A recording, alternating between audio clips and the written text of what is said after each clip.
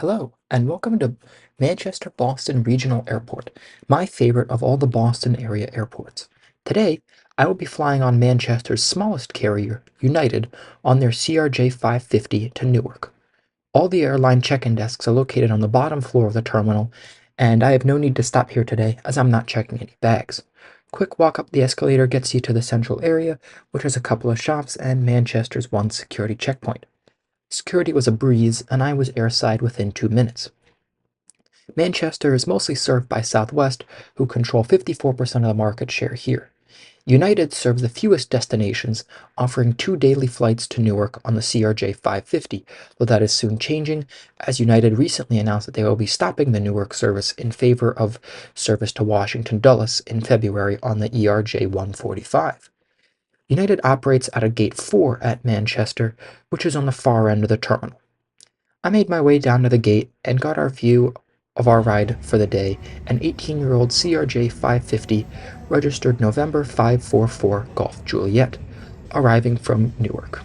Soon after, I got an announcement that some radar at Newark broke, and as a result, my flight would be delayed.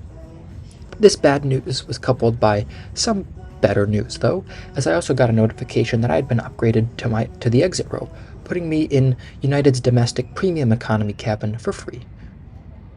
Unfortunately, this delay was a long one. During the delay, United's gate staff offered waters and a large variety of free snacks to the passengers, which was greatly appreciated. The gate agents were wonderful, as most people were connecting in Newark, and they worked tirelessly to rebook people who were going to miss their connection. They seemed to really want to help and did everything that they possibly could to make sure that everyone was able to get to their final destination. They also gave several announcements updating us on the delay.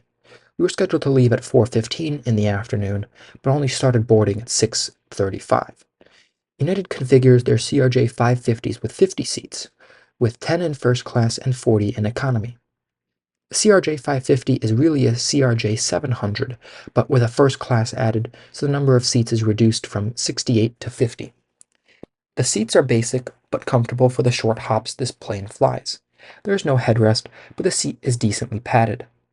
A legroom in the exit row is phenomenal, though it does come at a cost as there is no window right by your head, and you have to lean very far forward to see out the small window over the exit door.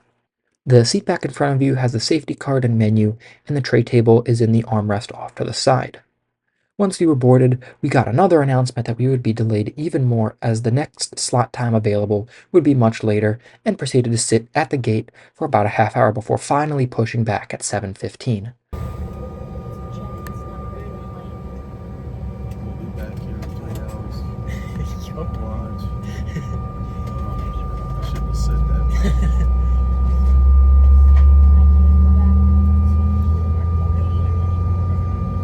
If we pull back out to this gate, I think I'll start crying.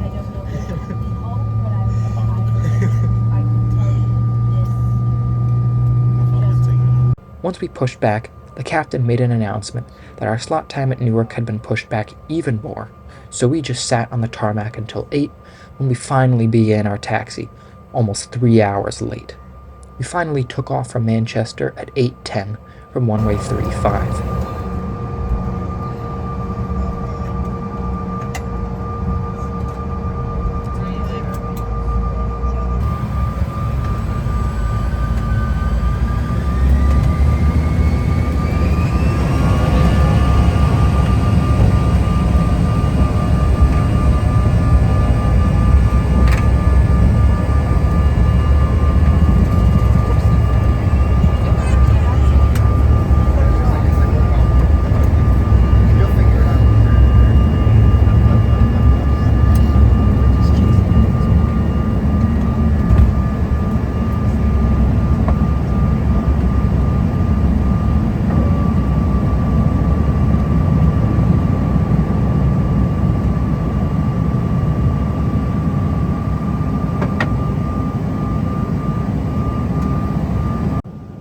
We made our way west before following the Hudson River south from Albany as we made our way up to our cruising altitude of 16,000 feet. The flight attendant came through soon after takeoff and handed out some waters and packets of mixed snacks.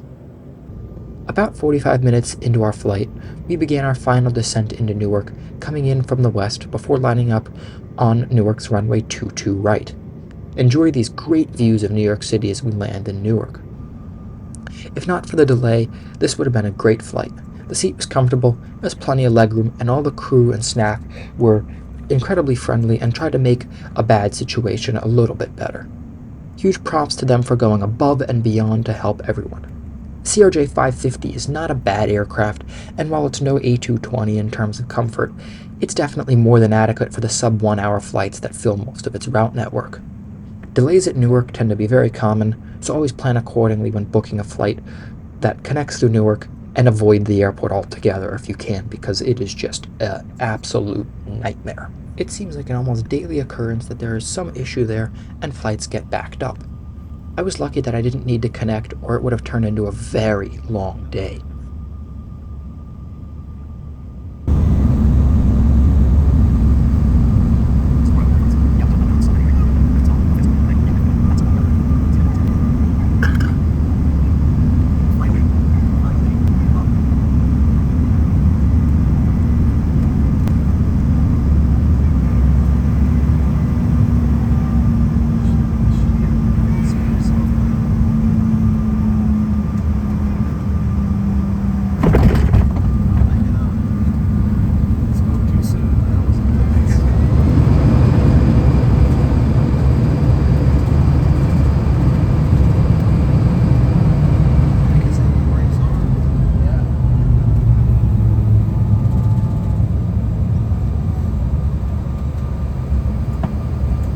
The taxi was relatively short, and we passed by some cool planes getting ready to take people across the Atlantic.